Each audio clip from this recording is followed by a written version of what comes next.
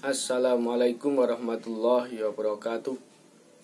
Alhamdulillah wa syukurillah wa la haula wa la quwata illa billah. Wassalatu wassalamu ala sayyidina Muhammad ibn Abdillah. Amma ba'du. Alhamdulillah, pada kesempatan kali ini kita berjumpa kembali untuk bisa mengkaji kitab Masail Jamaah wal Jum'ah. Yang pertemuan kemarin kita sudah sampai pada permasalahan sholat jamaah yang ke-16.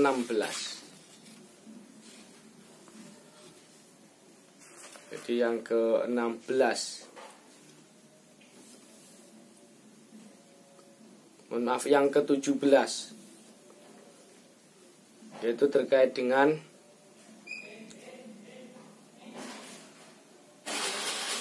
makmum yang menentukan imamnya. Akan tetapi ketika niat, maka imamnya di suatu lokasi itu berbeda dengan yang diniatkan oleh makmum. Maka di situ jawabannya la tasihu sholatu bihilafima, kelawan bedani perkara launawa lamun niwat al-ibtida'a ing makmum. Jadi beda niat, maka di sini tidak sah. Kemudian kita masuk kepada yang selanjutnya, permasalahan sholat jamaah yang ke-18. Jadi masih banyak lagi yang harus kita pelajari agar sholat jamaah kita itu bisa berfaedah, bermanfaat, dan sesuai dengan ketentuan begitu. Permasalahan yang ke-18 ini bunyinya lau syakka, lamun mamang sapa al makmumu makmum fi annal imama ing dalam teman setuhune imam iku tarkun ninggal sapa imam al basmalata ing maca bismillah. Jadi bagaimana ketika kita sebagai seorang makmum kemudian istilahnya meragukan. Jadi sebagai orang makmum itu kita ragu, ya kan? Imam itu membaca bismillah atau tidak tadinya, amla utawa ora, fahal yasihu mongko ana ta sah apa iktidau makmum bihi kelawan imam. Bagaimana? Berarti lausaka al makmum. Jadi yang merasa ragu-ragu itu adalah makmumnya. Itu bagaimana?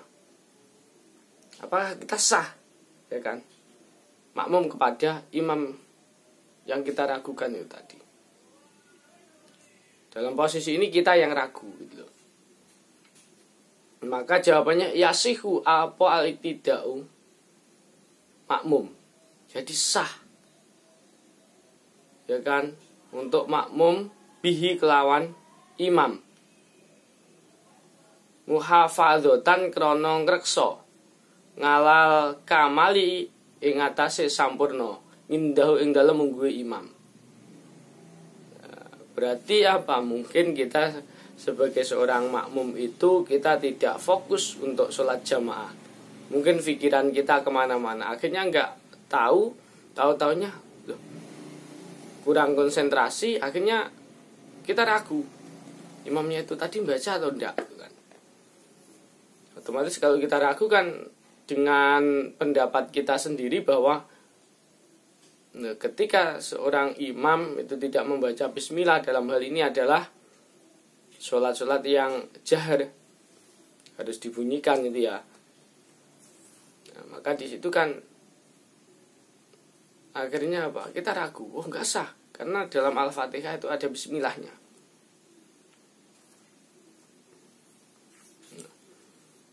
Nah, makanya dalam sholat itu memang harus konsentrasi, dan itu sulit banget gitu kan. bagi kita yang masih banyak memikirkan keduniaan gitu. Hingga kadang sholat kita seakan-akan sholat, tapi pikirannya itu memikirkan dunia. Nah, ini yang sulit, sehingga terjadi keraguan. Makanya di sini kita harus memantapkan niat, sehingga bisa merenungkan apa yang kita baca dalam sholat itu. Dan juga mendengarkan bacaannya imam. Ini yang terpenting. Nah,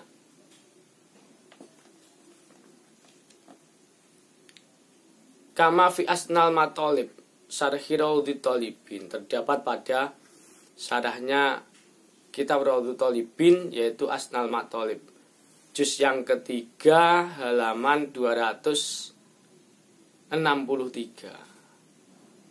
Fa illam ya'lamhu, mongko lamun ora weruh sapa makmum. Jadi ketika enggak tahu ing imam, taroka ninggal sapa imam wajiban ing perkara wajib, soha mongko sah apa al iktidau makmum bi kelawan imam, walau sakalan lamun mamang fi annahu ing dalam teman setuhune imam iku tarkal wajibati ninggal, iku tarkun ninggal al wajibati ing bira-bira perkara kang wajib, amla utawa ora. Nah, jadi tetap sah karena nggak tahu kita itu, ya kan? Fa illam ya'lamhu, nggak tahu. Makanya benar-benar dalam jamaah itu harus juga konsentrasi. Itu intinya. Jadi tetap sah itu ya, kita mengikuti imam. Karena yang ragu kita, sedangkan imamnya tidak, begitu. Ya, maka dari itulah dalam sholat itu memang harus menenangkan pikiran terlebih dahulu,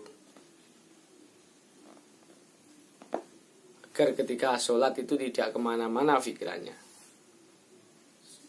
Sehingga di situ ketika imamnya sudah membaca basmalah, dikira tidak membaca basmalah. Ini karena kita juga harus bisa mendengarkan bacaannya imam.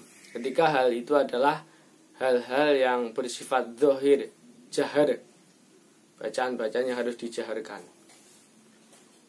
Karena sekali lagi dalam Al-Fatihah itu bismillah juga termasuk. Jadi kalau nggak baca bismillah maka sholatnya nggak akan sah kan gitu. Walaupun di kejelasan yang lain banyak khilafiyah itu ya, tapi mayoritas ulama Al-Fatihah itu di dalamnya terdapat bismillah. Sehingga dalam sholat itu kan diantara rukunnya adalah membaca Al-Fatihah. Maka di situ ya wajib baca basmalah. Kemudian permasalahan yang selanjutnya yang ke-19 masih tentang sholat jamaah. Hal yasihu ana sah apa iktidau makmum bil imami kelawan imam intahak koko lamun nyoto apa ikhlaluhu oleh nyacatake imam bima kelawan barang istarathu kang nyaratake ing ma wayu jibulan majibake ing ma apa madhabu makmumihi madhabe makmume imam. Jadi antara imam dan makmum itu berbeda itu ya madhabnya.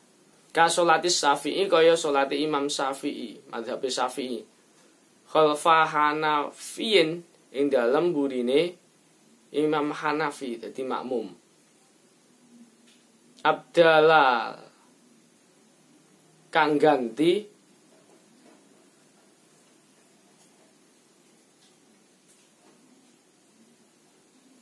sapa Hanafi Al-Fatihata ing Al-Fatihah. Aulam yatma'anna utawa ora tumakninah sapa Hanafi. Au massa utawa demok sapa Hanafiyin farjan ing farji. Au imra'atan utawa ing wong wadon. Fahal batalat mongko ana toh batal apa salatul makmumi salate makmum amla utawa ora. Maka bagaimana ketika kita mengikut sebagai seorang makmum mengikuti imam yang berbeda mazhab ataupun kita sebagai makmum beda dengan mazhabnya imam.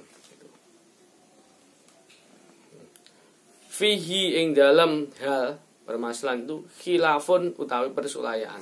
Ada dua pendapat. Di sini ngindal Ustadi Abi Ishaq ing dalam mungguwe Ustad rupane Abil Ishaq wa Abi Hamid sholatus Syafi'i utawi sholate kang bangsa Syafi'i khalfihi fahu ing dalem burine Hanafi batalat iku batilatun batal itibaran krana milang-milang bi itiqadil makmumi kelawan keyakinane makmum wangindal kufali ing dalem mungguhe Imam Kufal iku sahihatun sah. Itibaran krana milang-milang bi itiqadil imami kelawan keyakinane utawa itiqate imam. Kama kaya katerang fil majmu' ing dalem kitab Majmu' Syarhil Muhadzabi ing dalem sareng kitab Muhadzab al juz'a ing dalem juz al awala kang awal sahifah 200 ataupun 203. Jadi kalau permasalahan ini karena ada dua mazhab yang berbeda. Mazhabnya Syafi'i imamnya, kemudian makmumnya Hanafi. Bagaimana sah? Ada dua pendapat. Jadi ketika sholatus Syafi'i khalfahu di dalam sholatnya Imam Syafi'i, mazhab Syafi'i ya kan, di belakangnya itu adalah Hanafi, maka di sini batal tidak sah karena etikatnya makmum. Tapi dia menurut Imam Kofal itu tuh sah aja karena itibaran milang-milang bi itikadil imami keyakinannya imam. Nah, ini makanya ada dua khilafiyah. Bagaimana ya, nggak usah menyalahkan, semuanya boleh. Yang penting itikadnya keyakinan yang kita yakini, mazhab yang kita ikuti kan begitu. Nah, ini jangan dipermasalahkan. Walaupun memang banyak sekali yang mempermasalahkan karena perbedaan mazhab ini. Permasalahannya banyak sekali, mungkin kita di masjid mana gitu ya, pas sholat ternyata kita tahu ciri-cirinya, oh di sini mazhabnya ini, sedangkan kita mungkin Syafi'i atau juga sebaliknya mazhab-mazhab yang lain. Bagaimana? Pas posisi kita sudah sholat, maka di situ ini kalau menurut Imam Kufal sohihatun sah aja. Ya terserah mengikuti yang mana, yang jelas itu ada dua khilafiyah.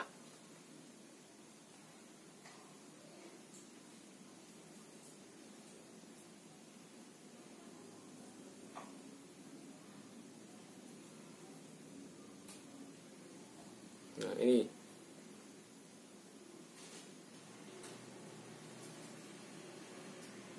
jadi Imam Syafi'i juga mengatakan sah itu ya. Nah, kemudian permasalahan yang selanjutnya, yang ke-20, Hal yasihu ana ta sah. Apakah sah? Apa al-iktida'u makmum bil muwaswasi kelawan wong kang was-was. Was-was ini juga ada yang menjelaskan ya ragu-ragu lah bahasanya begitu kalau saya. Ya, banyak juga saya pernah menjumpai orang itu wudu berkali-kali. Jadi membasuh tangan berkali-kali, membasuh muka berkali-kali karena was-was. Sah enggak? Sah enggak? Makanya harus diyakinkan dalam posisi ibadah itu ya. Dalam posisi wudu juga harus diyakinkan pada diri kita bahwa itu sesuai dengan aturan. Dia menjelaskan was-was itu adalah keridunya setan, begitu ya. Jadi godaannya setan. Nah, bagaimana permasalahan yang ke 20 ini? Hal yasihu apa al-iktida'u bil waswasat. Apakah sah makmum ya kan bil muwaswasi kelawan wong kang waswas? Jawab na'am yasihu sah. Iya, sah. Lakin yukrohu akan tetapi dimakruhkan. Li'annahu krana teman setuhune waswas iku yusaku mamang sapa waswas fi afngali nafsihi ing dalam penggaweane awake dhewe ne waswas. Fas sholatu mongko utawi salat khalfa ghairihi ing dalem burine waswas liyane waswas iku afdhalu luweh afdhal utama wis saged wa yajibulan wajib ngalan nadiri ing atase wong kang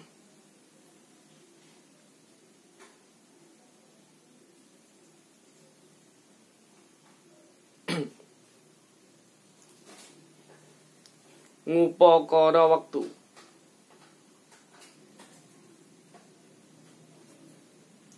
Apa uslahu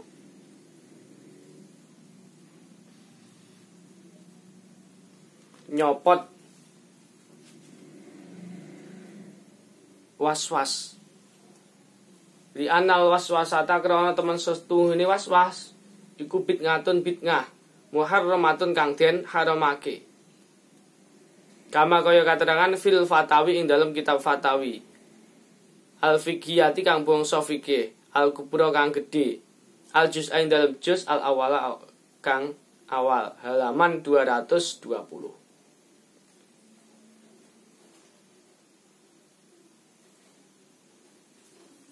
Jadi hilangkan was-was itu, ragu-raguan. Nah, contoh ketika kita itu sering was-was gitu ya. Contoh wudu aja bisa berkali-kali. Usolli tetap nggak bisa sampai selesai. Nah ini, makanya harus diyakinkan, ditata benar niatnya begitu. Biar kita tidak terjadi was-was berulang-ulang akhirnya dalam posisi wudu. Bahkan mau niat sholat pun juga begitu. Tetap usolli tetap usolli fardhu dhuhri semamut. Usolli tetap itu karena kurang yakin. Makanya harus yakin, seyakin-yakinnya. Makanya butuh ketenangan hati dan menata hati untuk bisa menghilangkan was-was ini. Dan memang harus dihindari. Karena di sini yukrohu, makroh.